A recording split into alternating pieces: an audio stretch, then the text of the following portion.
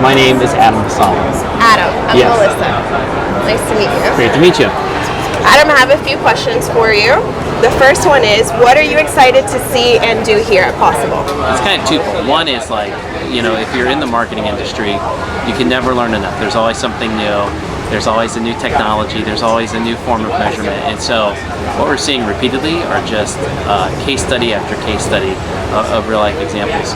But then on top of it, like the change makers and the thought leaders that they have on stage.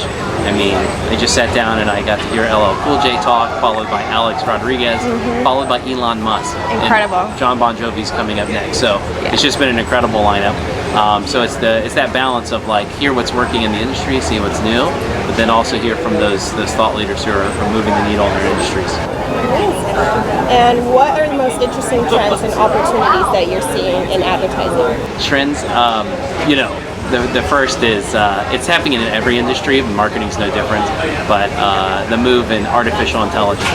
ChatGPT is just the latest that I was pulling apart with my team and saying, what are the things that we like about it? What are the ways that we can explore it? How can we use it? So just to continue to hear the advancement and how organizations are utilizing AI, critically important.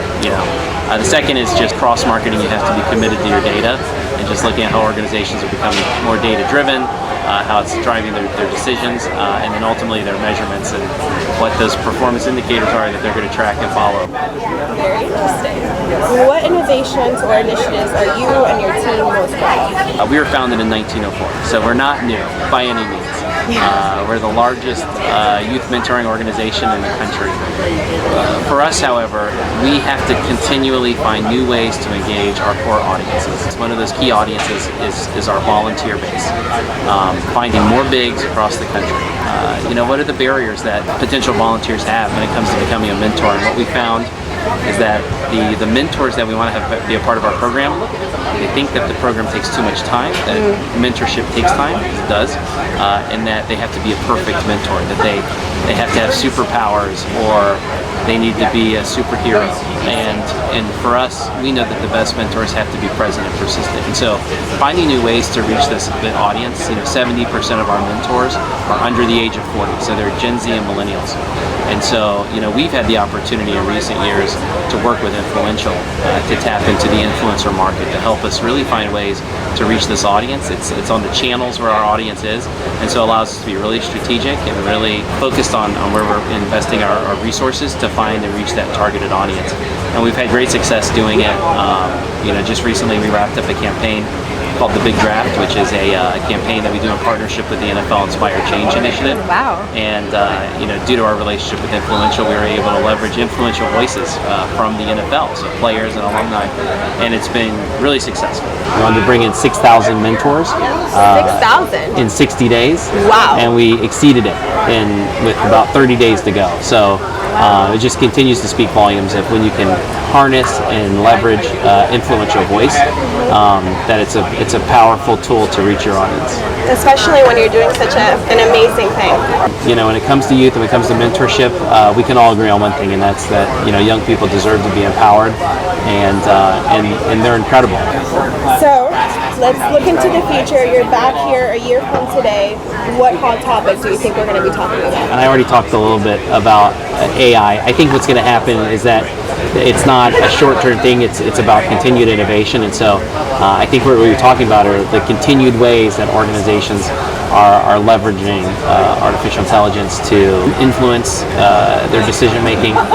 So I'm just excited because I think it's a bright future in the marketing industry. And it's just the beginning. It is just the beginning.